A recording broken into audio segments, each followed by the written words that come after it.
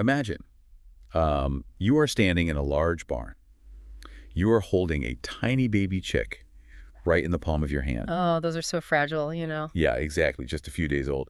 But something is terribly wrong here. Right. The chick is vibrating. It's shaking so fast and so constantly that it feels exactly like a buzzing mobile phone. That is such a wild image. It really is. Today on this deep dive, we are going to track down the invisible enemy that causes this terrifying symptom. Yeah, we were exploring the world of basic poultry science today. Which is basically the study of farm birds, right? Like chickens and turkeys. Exactly.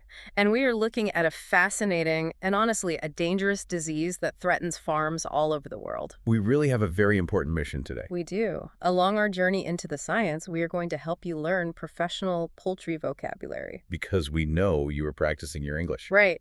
Therefore, our pace today, it will be relaxed. We will use clear and simple sentences. We will break down, every complex idea. And we will also leave brief pauses after important terms. Yeah, this will give you time to practice shadowing. You can listen and then repeat the terms out loud. Okay, let's unpack this. Our sources today are a massive stack of veterinary manuals. Yeah, and we have global market maps too. Plus some really deep epidemiological reports. Which study how diseases move through large populations. Exactly. And we're going to translate all of this heavy science into clear lessons for you. We will start with the name of the disease itself. This is our first vocabulary word. The word is avian encephalomyelitis. Pause for 2 seconds. Avian encephalomyelitis. Well, let's explain it first. This is a viral disease that affects the nervous system of poultry. Avian encephalomyelitis. Pause for 2 seconds. To put this in a real-world context, imagine a farmer checking his flock in the morning. If the chicks in your flock start shaking and cannot walk, you might have an outbreak of avian encephalomyelitis. Pause for 2 seconds. We are going to spend our entire time today looking at this one disease. Yeah, we will trace how it attacks the body. We will discover how it travels from bird to bird. And finally, we will learn how farmers fight back. But before we can understand the damage on the farm, we need to zoom in. Right, we need to zoom in very close. We must look through a microscope. We have to understand the tiny biological agent causing all of this trouble. Because every disease has a starting point, And that starting point brings us to our second vocabulary word. The word is pathogen. Pause for 2 seconds. A pathogen is a tiny organism, like a virus or bacteria, that causes disease. Pathogen. Pause for 2 seconds. Think about the daily life of a farm worker. To keep the chickens healthy, the farmer must clean the barn to destroy any dangerous pathogen. Pause for 2 seconds. Let us look closely at the specific pathogen causing this disease. Yeah, our sources tell us it is an RNA virus. It belongs to a very specific family of viruses. The family is called Picornaviridae. Wow, that's a long name. It is, yeah. And within that large family, it belongs to a smaller group. This group is called the Tremovirus genus. We need to focus on why this specific virus is so incredibly tough. Right. It is famous in veterinary medicine for being very hard to kill. And the main reason is its structure, right? Exactly. This virus has no lipid envelope. Scientists call it a non-enveloped virus. Let us break that down for our listener. What exactly is a lipid envelope? Well, a lipid envelope is like a soft, fatty skin. Okay, a soft skin. Yeah, many common viruses have this soft outer layer. It protects their inner core. But this soft skin is also a weakness, isn't it? It really is. Normal soap and water can easily break apart a lipid envelope. Oh, I see. And when the fatty skin breaks, the virus dies. I see. So a normal virus is like a water balloon. Yeah, that's a great way to put it. If you pop the balloon with a little bit of soap, the danger is gone. That is a helpful way to picture it. But the pathogen we are studying today does not have that soft water balloon skin. Because it has no lipid envelope, it is highly resistant to many normal cleaning methods. Right, normal soaps do not bother it at all. It can survive exposure to strong, harsh chemicals like chloroform, which is crazy. It can survive in highly acidic environments, too. And it can even survive extreme heat that would normally melt other viruses. I like to think of this virus like a tiny biological tank. Ooh, a tank. I like that. Yeah, it is built for war. It has a hard outer shell. Because it is a hard tank, regular cleaning chemicals often just bounce right off of it. Exactly. You can wash a barn floor with normal soap all day long. And the tiny tank will just wait there. It will not die. Your tank analogy is very accurate. The scientific specifics from our sources show just how small and efficient this tank is. Right. Under an electron microscope, scientists have measured it. It is only 24 to 32 nanometers in diameter. Wait, nanometers? That is incredibly small, even for a virus. It really is. So it is a tiny tank, and it is very hard to kill. So what happens when it lands on the floor of a chicken barn? Well, because it is so tough, it survives very well in the environment. It survives especially well in the litter, right? Yes. The litter is the thick bedding material on the farm floor. Farmers usually make litter out of wood shavings or rice hulls. And this litter catches all the chicken droppings, spilled food, and dust. So the tiny tank can hide deep inside this dirt. It can survive in the chicken droppings for many weeks without dying. Wait, I am looking at these notes and I am a bit lost. What's confusing you? If this pathogen is like a tiny tank and it survives in the dirt for weeks, how do we ever get rid of it? That is the big question. I mean, it sounds impossible to clean a massive barn that is 500 feet long. It is extremely difficult. It requires specialized industrial cleaning. Because normal soap won't work. Right. While the virus is tough against normal soaps, it is susceptible to specific heavy treatments. The sources detail the exact chemicals required. Farmers must use heavy chemical gases to penetrate the wood shavings and the dust. What kind of gases do they use? One highly effective method is formaldehyde fumigation. Wow, formaldehyde. That is a very serious process. It is. Workers must wear special hazard suits and masks. Because it's toxic to humans too. Exactly. They seal the empty barn completely tight. Then, they release formaldehyde gas into the air. This deadly gas fills the entire space. It seeps into every crack in the wood. It penetrates the dust on the ceiling, right? Yes, and the gas can finally break the armor of the tiny tank. That sounds like a major operation. It is. Another powerful chemical mentioned in the sources is beta-propionactone. And that can also inactivate the virus. It can. But these are not everyday cleaning supplies you buy at a normal store. Right. They require special training to use safely. If the farmer does not use these heavy weapons, the tiny tanks will simply wait in the shadows for the next group of baby birds. That makes perfect sense. The farmer has to use heavy weapons to fight a heavy tank. Exactly. Now that we know what this tough pathogen looks like and how it survives in the barn, we have to ask the next logical question. Right. What does it actually do when it gets inside a chicken? Yeah, where does it attack? Well, to understand the attack, we must understand the specific target inside the bird's body. It doesn't just attack randomly. No, this virus does not want to attack the lungs. It does not want to attack the heart. Its primary target is the command center of the body. And the command center brings us to our third vocabulary word. The term is central nervous system. Pause for 2 seconds. The central nervous system is the brain and the spinal cord, which control how the body moves. Central nervous system. Pause for 2 seconds. Let us put this into a realistic scenario. The virus travels through the blood and attacks the central nervous system, causing the chick to lose control of its legs. Pause for 2 seconds. When the central nervous system is broken, the brain can no longer send clear messages to the muscles. Right, the body cannot balance. Legs become weak and uncoordinated. This specific loss of control is a major clinical sign of the disease. Yes, veterinarians have a precise medical word for this stumbling behavior. That brings us to our fourth vocabulary word. The word is ataxia. Pause for 2 seconds. Ataxia is a loss of muscle control, making the bird stumble or fall over. Ataxia. Pause for 2 seconds. Let us imagine a farm worker discovering this problem. When the farmer walked into the pen, he noticed ataxia in the young birds because they were falling on their sides. Pause for 2 seconds. The progression of these symptoms is very strange. It is. It is also very sad to watch in a real farming environment. Because the disease usually hits the flock when the chicks are very young and fragile, right? Yes. The sickness typically appears between 1 and 2 weeks of age. The sources describe a very consistent, step-by-step progression of the illness. It does not happen all at once. The first sign is very subtle. A careful farmer might notice a dull expression in the eyes of the chicks. Yeah, dull expression. What does a dull expression look like in a chicken? Well, a healthy baby chick is very active. It runs around. Always looking for food, right? Exactly. Its eyes are bright and clear. It is always looking for food. But a sick chick looks tired. The eyes lose their shine. The chick might just stand still in the corner. It lacks energy. This dull expression is the first clue that the virus has reached the brain. And after the dull eyes, the real trouble begins. Yes.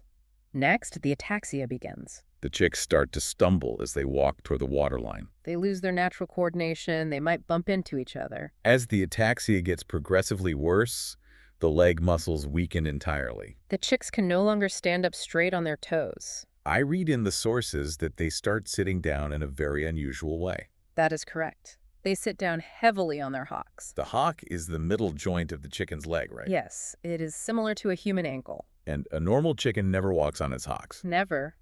But these sick chicks are so uncoordinated that they rest their entire weight on the back of their legs. Some chicks will even try to move around the pen by shuffling slowly on their hocks instead of using their feet. That sounds heartbreaking to see in a large barn. It really is. And the final symptom is the most famous one. This is the symptom we talked about at the very beginning of the show. Yes. Finally, the fine, rapid tremors begin. A tremor is a fast, uncontrollable shaking movement. The head and the neck of the young chick will shake very, very fast. Our sources included a very vivid sensory detail about these tremors. The shaking is so fast that you can feel it buzzing against your skin. If you pick up an affected chick, the vibration feels exactly like a ringing mobile phone. Because of this extreme, constant shaking, farmers in the past did not know what to call the disease. They gave it a famous nickname, didn't they? That's right. Historically, this disease was called epidemic tremor. It was an epidemic, meaning it spread widely, and it caused tremors. But I want to go deeper. Why exactly does the chick shake like a mobile phone? It comes back to the brain. What is the tiny biological tank doing inside the brain to cause this? The virus targets a very specific location. It loves to replicate or make copies of itself inside the Purkinje cells. The Purkinje cells? Where are those located? They're located deep inside the cerebellum. The cerebellum is the lower part of the brain, right? Yes.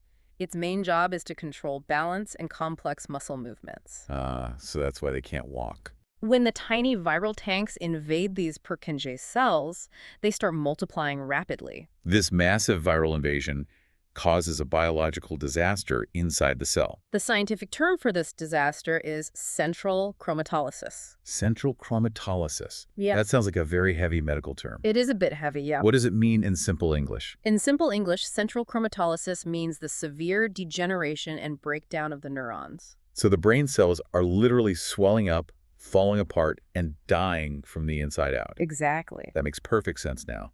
Because the brain cells in the balance center are dying, the brain can no longer send clear, steady signals to the leg and neck muscles. The signal is completely broken. That is why the chick falls over. That is why the head shakes so fast. The control center is completely damaged by the tiny tanks. And unfortunately, the damage is often permanent. The central nervous system does not heal easily.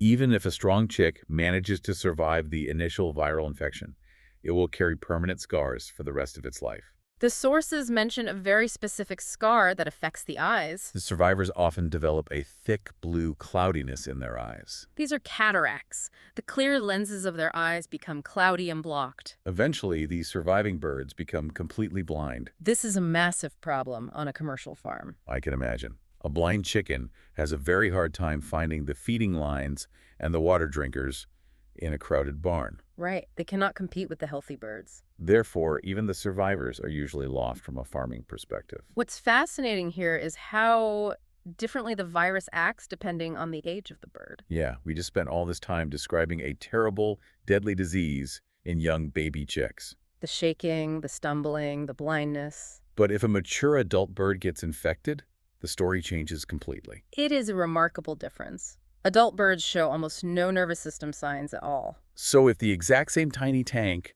enters the body of an adult hen, she will not shake. She will not develop ataxia. She will not sit on her hocks. If a mature laying hen gets infected, she might look perfectly healthy as she walks around the barn. Exactly. Hold on, I need to make sure I understand this. The virus completely destroys the brain of the baby chick, but the mother hen feels fine. She does not look sick at all. To the naked eye, the mother hen looks completely normal. But the virus is inside her. Yes, the virus still enters her body. It still replicates. But her mature body handles it differently. So there must be some sign she's sick. Right. The only sign that an adult-laying hen is secretly fighting this virus is a sudden drop in her daily performance. What kind of performance drop? The farmer will notice a drop in egg production. Oh, she stops laying eggs. Well, the flock will suddenly produce 5% to 20% fewer eggs each day.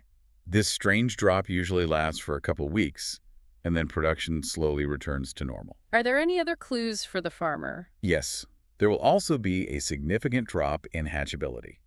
Hatchability is the success rate of the eggs in the incubator. If the farmer places 100 eggs in the warm incubator, maybe only 60 eggs will successfully hatch into live chicks. The other embryos will die inside the shell. But again, the adult mother hen herself will never show any ataxia or tremors. Okay, let's unpack this. This hidden adult infection creates a massive mystery for the farm. It really does. If the adult mother birds do not look sick, how does the virus sneak into a pristine, clean flock of baby chicks? The farmer might think everything is perfectly safe. How does the disease travel? This brings us to the two distinct paths the virus uses to spread across a farm. The first path involves traveling directly from the mother to the baby. This brings us to our fifth vocabulary word. The word is vertical transmission. Pause for 2 seconds. Vertical transmission is when a disease is passed directly from the mother hen to the egg, infecting the chick before it hatches. Vertical transmission. Pause for 2 seconds. Let us describe a situation in the hatchery. Because the mother hen was infected, vertical transmission caused the chick to be born with the virus. Pause for 2 seconds. But that is only one way the virus moves. Right. It also travels widely from chick to chick on the barn floor. This brings us to our sixth vocabulary word. The word is horizontal transmission. Pause for 2 seconds. Horizontal transmission is when a disease spreads from one bird to another bird living in the same space, usually through eating infected droppings. Horizontal transmission. Pause for 2 seconds. Let us imagine a crowded pen of young birds. The sick chick left the virus in the food bowl, and horizontal transmission infected the rest of the flock. Pause for 2 seconds. To truly understand how devastating this disease is, we must break down the exact timeline. We have to trace how both of these transmission paths work together to destroy a farm. It almost always begins with vertical transmission. Let us follow the journey of the virus. Where does it start? It starts with the adult mother hen. She might be living on a large breeder farm. Somehow the virus enters her environment.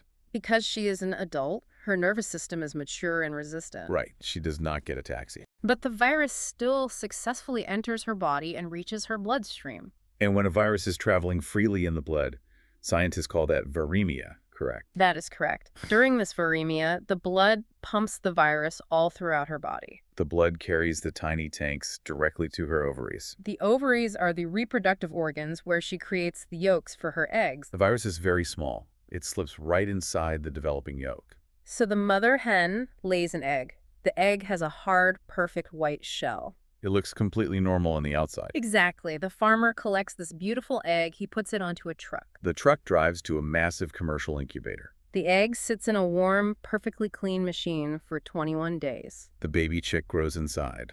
But because the virus was hidden inside the yolk before the shell was even formed, the chick is growing alongside its enemy. I want to take a moment to use an analogy here. Sure, go ahead. Vertical transmission is exactly like packing a suitcase with a hidden stowaway. Ah, I like that. The farmer checks the outside of the suitcase. It is locked and clean. He puts the suitcase in a safe room. But when the chick hatches and opens the suitcase, the enemy is already inside the room. It is a biological Trojan horse. That is a brilliant way to picture it. And to take your Trojan horse analogy further, the soldiers inside the horse do not wait very long to attack. Because the virus was multiplying inside the chick before it was even born, the clinical signs appear very fast. These vertically infected chicks will start shaking and falling over just 1 to 7 days after hatching. That is incredibly fast. The farmer places day-old chicks in the barn, and before the week is over, they are buzzing like mobile phones. Yes. Epidemiologists call this rapid, early wave of sickness the first phase of a farm outbreak. The first phase is entirely caused by vertical transmission. But the disaster does not stop there. The first phase is just the spark. Now let us look at what happens next. This is where the second path, horizontal transmission, takes over the barn. The chicks that hatched with the virus from the mother are obviously very sick. They are sitting on their hocks. They are shaking. But internally, they are acting like massive virus factories. They are shedding millions of viral particles in their feces every single day. Let us describe the physical environment of the barn again. The sick chicks' droppings fall into the litter on the floor. Now imagine the thousands of other healthy chicks living in the same massive room. These healthy chicks did not get the virus from their mothers. They were born clean. But these healthy chicks are naturally curious. They explore their new world by pecking at everything with their beaks. They peck at the feeding lines, they peck at the water droplets, And they constantly peck at the wood shavings and the dirt on the floor. and as they peck the dirt, they accidentally eat the infected droppings from the sick chicks. The tiny biological tank goes right into their clean stomachs. Exactly. This is horizontal transmission. The sources are very clear about how the virus operates during this phase. In horizontal transmission, avian encephalomyelitis is primarily an enteric infection. Enteric. That means relating to the intestines and the gut, correct? Yes. When the healthy chick eats the virus, the tiny tank does not go straight to the brain. First, it travels down the throat and enters the gut. It invades the epithelial cells lining the intestines. It multiplies heavily in the gut for several days. It builds up a massive army inside the digestive system. So the chick has a stomach full of the virus, but it is not shaking yet. Correct. The chick might look completely normal while the army is building in its stomach. Finally, after the army is large enough, the virus breaks out of the intestines. It enters the chick's bloodstream. Now it creates its own viremia. The blood carries the massive army up to the brain, where it finally attacks the Purkinje cells. Because it has to travel this long route from the dirt to the stomach to the blood and finally to the brain, it takes much more time. Exactly. These contact-infected chicks will not show signs of ataxia immediately. It takes time for the army to travel. They usually start falling over and shaking around 10 to 14 days after they ate the infected dirt. This timing creates a very specific pattern for the farmer to observe. First, a farmer will see a small number of chicks dying in the very first week. That is phase 1. That is the vertical transmission from the mother's Trojan horse. Then, about a week later, a massive explosive wave of thousands of chicks will suddenly start shaking and dying. That is phase 2. That is the horizontal transmission spreading across the floor. It is a devastating two-punch combination. The entire flock can be ruined in just 3 weeks. This whole scenario sounds like an unstoppable nightmare. The virus is tough like a tank. It survives in the dirty litter. It hides inside the egg. It spreads rapidly through the flock. If the virus is everywhere in the environment, how do baby chicks ever survive in modern farming? It is a wonderful question. Nature has provided a brilliant defense mechanism. The answer lies in a very special, invisible gift from the healthy mother hens. It's a biological shield. This brings us to our 7th vocabulary word. The word is maternal-derived antibodies. Pause for 2 seconds. Maternal-derived antibodies are the natural immune protection a mother hen puts into the egg yolk to protect her baby after it hatches. Maternal-derived antibodies. Pause for 2 seconds. Let us see how this invisible shield works on the farm floor. The young chick did not get sick because the maternal-derived antibodies in its blood destroyed the virus. Pause for 2 seconds. Here's where it gets really interesting. We already learned the dark side of vertical transmission. We know a sick mother can pass the living virus into the egg yolk. But nature has a bright side too. If the mother hen has already survived a mild infection in the past, or if the farmer has properly given her medicine, she does something amazing. She packs her egg yolks with maternal-derived antibodies. She literally gives her baby a shield before it is even born. The biology behind this process is beautiful. Scientists call this humoral immunity. When the adult mother hen builds defensive antibodies in her own blood, her body knows the baby will need them. During the days when the egg yolk is growing inside her ovary, she actively transfers her antibodies directly into the yellow yolk. So the egg is laid, and the chick starts to grow inside the shell. How does the chick get the shield out of the yolk? As the baby embryo develops over 21 days, it slowly absorbs the yolk for food and energy. As it absorbs the yolk, the mother's antibodies pass directly into the baby chick's own developing bloodstream. When the chick hatches, its blood is filled with these maternal guards. Now, let us imagine horizontal transmission happening to this protected chick. The protected chick walks on the barn floor. It pecks at the dirt. It accidentally eats the virus left by a sick neighbor. The tiny tank enters the chick's gut. The virus multiplies in the intestines, just like before. Yes, the virus will still multiply in the gut. The chick might have a very mild stomach ache. But remember the ultimate goal of the virus.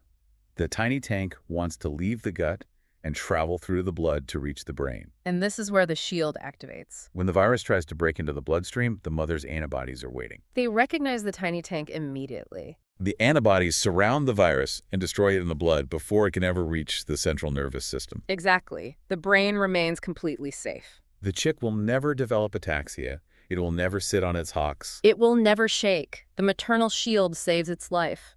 That is an amazing defense system. It is like the mother sends an invisible army to protect the baby long after they are separated. But I was reading deeply into our sources, and there is a catch. This beautiful shield does not last forever, does it? You are absolutely correct. The maternal protection is strictly temporary. The veterinary sources detail something called the decay theory of these antibodies. Decay theory. What does that mean for the chick? It means the maternal antibodies slowly break down and disappear over time. Scientists measure this using a half-life. A half-life is the exact amount of time it takes for half of the protective antibodies to vanish from the blood. And what is the half-life for these specific avian encephalomyelitis antibodies? The half-life is very short. It is only about 4.7 to 5.3 days. Every 5 days, the chick loses half of its shield. Because they fade away so quickly, the math is simple. By the time the chick reaches 3 to 4 months of age, the maternal protection is completely gone. The blood is empty of the mother's guards. Wait, hold on. I am looking at these timelines, and something does not add up. What's that? If the mother's protection completely runs out at 4 weeks, aren't the chicks in terrible danger again? It seems like they should be. The tiny viral tanks are still hiding in the dirt on the floor. The virus is still waiting. Right. Why don't the 4-week-old birds suddenly start shaking and dying in week 5? That is a very sharp observation. It seems like they should be in danger, but it reveals another brilliant design of nature. You see, the mother's shield is only designed to buy the chick some time. It is a temporary bridge. By the time the chick reaches 3 to 4 weeks of age, 2 major changes have happened inside its own body. What is the first change? First, the chick is no longer a fragile baby. Its own immune system has grown much stronger. It is now capable of producing its own antibodies to fight off the virus in the gut. And the second change, I remember reading about a specific biological wall in the sources. Yes, the second change is the most important. By 4 weeks of age, the chick's blood-brain barrier has fully developed. Let us explain that for the listener. What is the blood-brain barrier? The blood-brain barrier is exactly what it sounds like. It is a physical and biological wall of tightly packed cells. It separates the blood vessels from the delicate brain tissue. Its entire job is to stop dangerous chemicals and pathogens in the blood from entering the brain. So when the chick is only 1 week old, this wall is thin and weak. The tiny tank easily breaks through. But when the chick is 4 weeks old, the wall is thick like a fortress. Exactly. At 4 weeks old, even if the virus gets into the blood, it simply cannot cross the strong blood-brain barrier. The brain is safe. Therefore, the older bird naturally resists all of the terrible nervous system symptoms. Veterinarians call this age resistance. Age resistance is a key defining feature of avian encephalomyelitis. The chicks are only in critical, life-threatening danger during the first 3 to 4 weeks of life. Okay, let's unpack this entire system. It is a delicate balance. The chicks are only in danger for the first month. The only way to protect them during that first month is through the mother's invisible shield. And the only way the mother can give them the shield is if she has immunity before she lays the egg. Therefore, the farmer's ultimate goal is to ensure that every single mother hen has strong immunity before she ever starts producing eggs. How do they do that? They cannot rely on wild, accidental infections. They must manage the farm actively. They must fight back with precision. They do this by using modern veterinary medicine. They use vaccines. This brings us to our 8th vocabulary word. The word is live attenuated vaccine. Pause for 2 seconds. A live attenuated vaccine is a medicine made from a weakened living virus, used to safely teach the immune system how to fight the real disease. Live attenuated vaccine. Pause for 2 seconds. Let us picture a farm manager preparing the flock for the future. The farmer used a live attenuated vaccine on the young hens so their bodies would learn to fight the disease safely. Pause for 2 seconds. Because we want to make sure every single bird receives the exact right dose of this medicine, farmers often use a very specific physical tool to deliver it. This brings us to our 9th vocabulary word. The word is wing web stab. Pause for 2 seconds. A wing web stab is a way to give a vaccine by poking a double needle through the thin skin of the bird's wing. Wing web stab. Pause for 2 seconds. Let us visualize a farm worker doing this repetitive job. The farm worker carefully caught the bird and used a wing web stab to deliver the medicine safely. Pause for 2 seconds. The global strategy for fighting this disease is fascinating because it's entirely focused on the parents. Let me explain. We do not vaccinate the baby chicks. The baby chicks are far too young to handle a vaccine, and remember, they already have their mother's antibodies circulating in their blood. If we gave the baby chick a vaccine, the mother's antibodies would just destroy the vaccine virus instantly. It would be a waste of medicine. That is exactly right. The target of the vaccination program is always the parent flocks. In the poultry industry, we call these the breeder birds. Their only job is to produce healthy eggs for the next generation. The golden rule of poultry science is to vaccinate these breeders when they are teenagers. The farmer must schedule the vaccination window carefully. It must happen between 8 and 16 weeks of age. Why do they do it when the birds are teenagers? At 8 to 16 weeks of age, the birds are strong enough to easily handle the weakened vaccine virus. They will build massive amounts of antibodies. But most importantly, they are not old enough to lay eggs yet. So there is no risk of passing the virus into the human food supply or into the hatchery. The sources detail the exact type of vaccine used by farmers all around the world. It is a live, attenuated vaccine made from a very famous strain of the virus. It is called the Calnec 1143 strain. Yes, the Calnec 1143 strain is the global standard. It is special because scientists have carefully selected it to be naturally enterotropic. Enterotropic. There's that word enteric again. That means it likes the gut. Correct. Exactly. An enterotropic virus prefers to stay and replicate in the intestines. It does not like to travel to the brain. This makes the Calnec 1143 strain extremely safe to use as a medicine. It gives the bird a mild stomach infection, teaches the immune system to make antibodies, but it never attacks the nervous system. To make farm labor more efficient, pharmaceutical companies often combine this safe virus with another vaccine in the same bottle. Very often, the avian encephalomyelitis vaccine is combined with a vaccine for a totally different disease called fowl pox. Yes. When two vaccines are mixed into one bottle, we call it a bivalent vaccine. Bi means two. If you look at the global market maps provided in our sources, you will see commercial names for these products. Farmers buy products labeled as Nobilis AE plus pox or Medivac AE POX. This saves the farm workers from having to catch every bird twice. I want to take a moment to describe the physical reality of how this wing web stab actually works on a massive commercial farm. It is a staggering amount of human labor.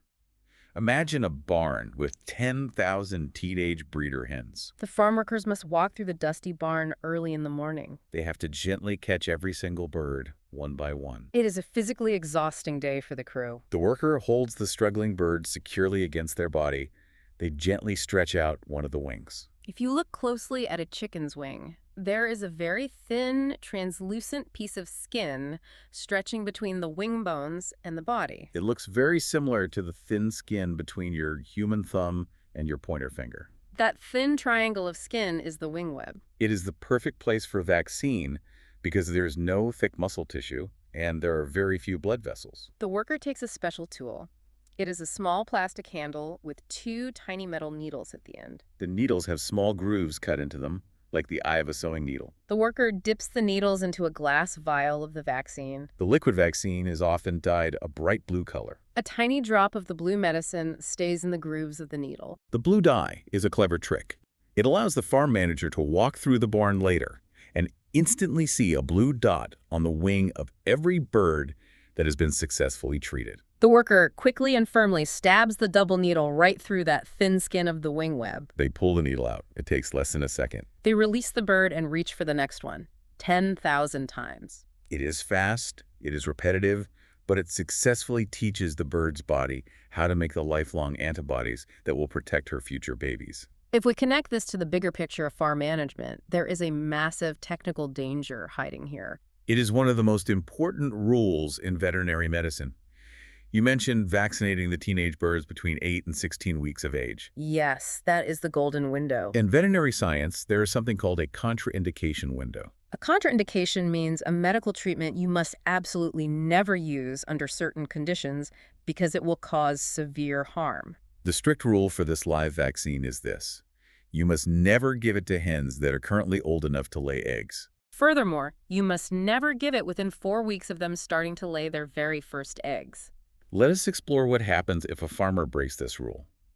Farming is busy. Mistakes happen. Schedules get delayed. Let us say a farm manager is overwhelmed with work and forgets to schedule the vaccination crew. The birds grow up, the manager finally remembers, and he orders the crew to vaccinate the birds at 19 weeks of age. This is right before the young hens are going to start laying their first eggs. What happens? It causes a complete self-inflicted disaster on the farm. We must remember the science we just discussed. This is a live, attenuated vaccine. The Calnic 1143 virus in the bottle is alive. It is weakened, but it is alive. So when the worker stabs the wing, a live virus enters the bird. Yes, and if you give that live virus right before the hen begins to lay eggs, you disrupt the natural timing. The live virus from the vaccine will enter her bloodstream. It will travel directly to her active ovaries. The live vaccine virus will enter the yolks of her new eggs. Oh, I see where this is going. The Trojan horse. Exactly. The farmer sends those eggs to the incubator. When those eggs hatch, the live vaccine virus will attack the fragile central nervous system of the newborn babies. Because the babies are only 1 day old, they do not have a strong blood-brain barrier. The weakened vaccine virus is strong enough to destroy their tiny brains. So the farmer spends thousands of dollars buying medicine to save his farm. But because he gave the medicine just 3 weeks too late, he actually destroys his entire future flock. He creates the exact nightmare he was trying to prevent. It is a tragedy. The cure literally becomes the cause of the disease. In medical science, we have a specific term for this. We call it an iatrogenic outbreak. Iatrogenic means an illness that is directly caused by a medical examination or medical treatment. The timing of the wing web stab must be absolutely perfect, or the farm is ruined. It requires excellent, precise management. But even with perfect vaccine timing and good management, farming is unpredictable. Wild birds can land near the barn and bring the tough, tiny tanks onto the farm. Farm workers might visit a neighbor's farm and accidentally carry the virus home on the mud of their boots. When the inevitable happens and sickness suddenly strikes the baby chicks, how does a farmer know for sure it is avian encephalomyelitis? And how do they clean up the mess? This challenge brings us to our final and perhaps most important concept of farm management. This brings us to our 10th vocabulary word. The word is biosecurity. Pause for 2 seconds. Biosecurity is the strict rules and cleaning actions taken to prevent diseases from entering or spreading on a farm. Biosecurity. Pause for 2 seconds. Let us describe a responsible farm worker starting their day. The farm has excellent biosecurity, requiring all workers to wash their boots in strong chemicals before entering the chicken house. Pause for 2 seconds. So a farmer walks into a barn on a Tuesday morning. He looks down at the floor. He sees 50 baby chicks sitting on their hocks. They are shaking. They are stumbling. The farmer is terrified, but they have to do some careful detective work. Shaking does not always mean avian encephalomyelitis. There are other problems in poultry science that look very similar to the naked human eye. It is a very confusing moment for the farmer. The farmer might think it's a completely different viral infection, like Newcastle disease. Or maybe it is a simple nutritional problem. For example, a severe lack of vitamin E in the bird's diet causes a brain problem historically known as crazy chick disease. Or it could be a different virus entirely, like Merrick's disease. If they all cause chicks to stumble and fall over, how do we tell them apart? Veterinarians use a process called differential diagnosis. It is a logical process of eliminating other options by looking for specific, unique clues. It is like being a detective at a crime scene. Let us break down the clues. How do we rule out Newcastle disease? Newcastle disease is a terrible virus. It does cause nervous shaking in the head and neck. But it attacks multiple systems at once. A chick with Newcastle disease will also have severe respiratory issues. It will gasp for air, it will cough, it will have wet mucus around its beak. Avian encephalomyelitis, our tiny tank, never causes breathing problems. If the shaking chick is breathing perfectly normally, you can cross Newcastle off your list. Okay, what about the nutritional problem? What about a vitamin E deficiency? Vitamin E deficiency causes the brain to swell and bleed. If a veterinarian takes a chick that died from vitamin E deficiency and performs an autopsy, the answer is obvious. The vet will use a scalpel to carefully open the tiny skull. Inside, they will see visible, dark red bleeding and heavy fluid swelling directly on the surface of the brain. You can see the damage clearly with your naked eye. And what about Merrick's disease? Merrick's disease usually strikes birds when they are slightly older, not 1 week old. Furthermore, Merrick's disease specifically attacks the peripheral nerves, like the long nerves running down the legs. If the vet opens the leg of a bird with Merrick's, the nerves will be swollen to 3 times their normal size. Again, it is obvious to the naked eye. So we have breathing problems for Newcastle, bleeding brains for vitamin E, swollen leg nerves for Merrick's. But what about our tiny biological tank? What does avian encephalomyelitis look like to the naked eye during an autopsy? That is the most frustrating part for the farmer. It looks like absolutely nothing. There are no gross visible lesions to the naked human eye. The vet opens the skull. The brain looks perfectly pink, smooth, and normal. The vet checks the lungs, the heart, the stomach, and the leg nerves. Every organ looks perfectly healthy. The tiny tanks are too small to leave a visible footprint. Exactly. The only way to find the truth is to send the bird to a highly advanced diagnostic laboratory. The local farm vet cannot solve this mystery alone. So what does the laboratory do to find the invisible enemy? The laboratories must use high-powered microscopes and molecular science. First, they look at the brain tissue. A technician will take the chick's brain and freeze it. Then, they use a special machine called a microtome to slice the brain into incredibly thin, transparent layers. They put these thin slices onto glass slides and stain them with bright pink and blue dyes. What are they looking for under the microscope? They're looking for a very specific defensive reaction called paravascular cuffing. Paravascular cuffing. Let us break that down. Paravascular means around the blood vessels. What is the cuffing? Think about the sleeve of your winter coat ending in a thick cuff around your wrist. When the tiny viral tanks attack the brain, the bird's immune system tries to fight back. Millions of tiny immune cells rush into the brain. They crowd tightly around the tiny blood vessels in the brain, stacking up layer by layer. Under the microscope, this thick layer of immune cells looks exactly like a thick sleeve or a cuff wrapped tightly around the blood vessel. If the lab sees paravascular cuffing, they know the central nervous system is under severe viral attack. That is amazing that they can see the immune system reacting like that. But how do they prove it is specifically avian encephalomyelitis and not some other unknown brain virus? To get the final 100% guaranteed answer, the lab uses molecular testing. They use a test called RT-PCR. RT-PCR. We have heard that term a lot in human medicine recently. It stands for reverse transcription polymerase chain reaction. How does it work for the tiny tank? RT-PCR is like a highly advanced genetic search engine.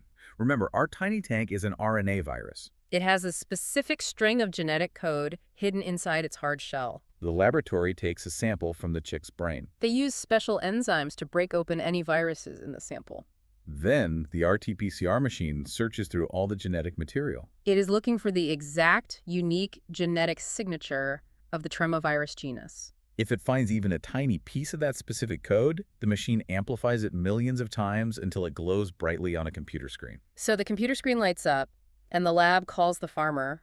They have found the exact genetic fingerprint of the tiny tank. The mystery is solved. Yes, and the lab can also help the farmer figure out why the outbreak happened. The lab can test the adult mother hens using a different test called an ELISA blood test. What does the ELISA test look for? The ELISA test does not look for the virus. It looks for the shield.